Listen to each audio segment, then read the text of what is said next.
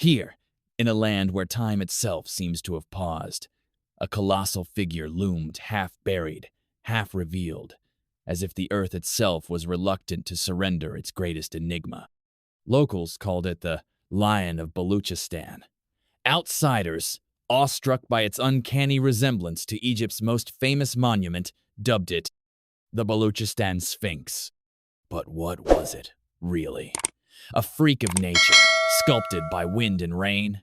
Or the weathered relic of a forgotten civilization, its true story lost beneath layers of myth and sand? The answer, as it turned out, was far stranger and far more thrilling than anyone could have imagined. In 2004, a geologist named Dr. Samir Qureshi was conducting a survey of the Makran coast, searching for evidence of seismic activity. He snapped a picture of a peculiar rock formation, intending to file it away with hundreds of others. But when he enlarged the image on his laptop that night, his heart skipped a beat. There, staring back at him from the screen, was a face regal, enigmatic, unmistakably leonine. The profile was so precise, so deliberate, that it seemed impossible to dismiss as mere coincidence. Dr. Qureshi posted the photo online, and within days, it had gone viral.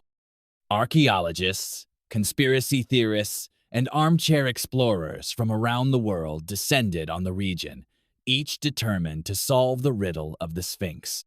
Some saw it as proof of ancient advanced technology, others as evidence of lost civilizations, perhaps even Atlantis itself.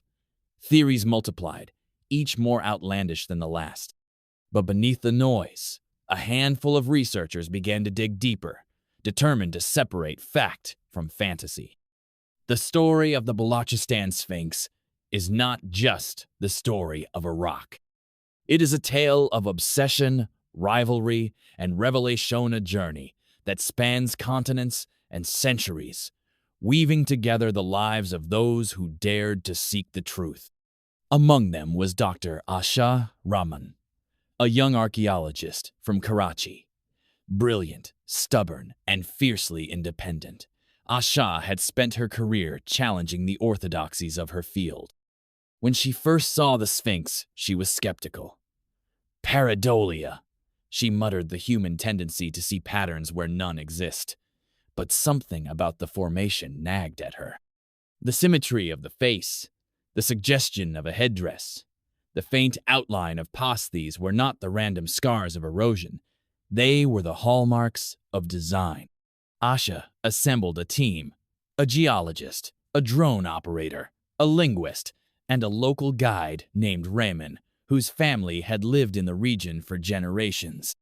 Together, they set out to map the Sphinx in unprecedented detail, using 3D scanning and ground-penetrating radar. What they found would upend everything they thought they knew. The Sphinx rose from the earth like a dream half-remembered. Its head, nearly 40 feet high, gazed eastward with an expression of eternal vigilance.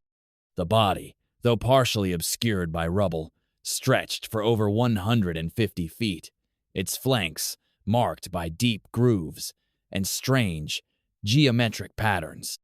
At dawn, the first rays of sunlight struck the face, illuminating its features with an eerie, golden glow.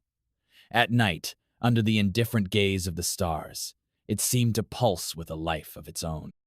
The team camped at the base of the monument, their tents dwarfed by its shadow. By day, they braved the scorching heat, cataloging every fissure and contour. By night, they gathered around the fire, trading stories of jinn and lost cities, of British explorers who vanished without a trace, of ancient kings who ruled the land before the coming of Alexander. One evening, as a sandstorm raged outside, Riemann shared a tale passed down by his grandfather. "They say the Sphinx is a guardian," he whispered, his eyes reflecting the flickering flames. "It watches over a city buried beneath the earth, city of gold and knowledge, built by a people who spoke to the stars. When the time is right, the Sphinx will reveal the way." For Ayesha, the Sphinx became more than an archaeological puzzle. It was a symbol, a link to a past that had been erased, a testament to the ingenuity and ambition of her ancestors. She felt a kinship with the unknown builders, a sense of responsibility to honor their legacy. But as the team delved deeper, tensions began to rise. The geologist, Dr. Farid Malik, insisted that the formation was entirely natural, a product of wind, water, and time. The linguist, Dr. Leila Siddiqui, discovered strange markings on a nearby boulder symbols that resembled both ancient Brahmi script and something far older, undecipherable. The drone operator, Imran, captured footage of a network of tunnels beneath the Sphinx, their entrances choked with debris. As the evidence mounted, so did the danger. One night, their camp was ransacked, equipment smashed, data drives stolen. Asha received a cryptic warning. Some secrets are better left buried. But she refused to be intimidated. The truth, she believed, was worth any risk. The desert is a patient sculptor. Its chisel the wind, its canvas the bones of the earth. For millennia, it has shaped the land in silence, erasing the footprints of empires, burying the dreams of kings. Yet sometimes, in the hush between heartbeats, the past speaks. It whispers in the rustle of dry grass, in the echo of footsteps on ancient stone, in the gaze of a sphinx that has watched the world change and change again. Aisha stood before the monument, her hand pressed to the cool, unyielding stone. She felt the weight of centuries pressing down, the pulse of history thrumming beneath her skin. In that moment, she understood. The Sphinx was not just a relic. It was a question, posed to all who dared to listen. Who built you? Why? And what secrets do you guard? The investigation accelerated. News of the team's discoveries leaked to the press, sparking a media frenzy. The Pakistani government, wary of international attention, imposed restrictions on access to the site. Rival archaeologists accused Ayesha of fabricating evidence. Online forums exploded with speculation. Was the Sphinx proof of a lost civilization? A remnant of Atlantis? Or something even stranger, a message from an age before history began? Then, a breakthrough. Imran's drone, fitted with infrared sensors, detected a hollow chamber beneath the Sphinx's right paw. The team worked through the night, clearing rubble and sand. At dawn, they uncovered a stone slab, inscribed with symbols that glowed faintly in the morning light. Layla, trembling with excitement, traced the markings with her fingers. "It's a map," she whispered. "A map to the city beneath." The descent was perilous. The tunnel was narrow, choked with dust and the bones of small animals. But at the end, they emerged into a vast chamber, its walls adorned with carvings unlike any they had seen. Scenes of ships sailing across star-strewn seas, of men and women wielding strange devices, of a city crowned with towers that touched the sky. In the center of the chamber stood a pedestal, upon which rested a single, unbroken tablet. The script was unfamiliar, but the message was clear. "We are the children of the stars. We built this city in the age of dreams. When the world is ready, we will return." The revelation sent shockwaves through the academic world. Some hailed it as the greatest discovery of the century. Others dismissed it as an elaborate hoax. But the evidence was undeniable.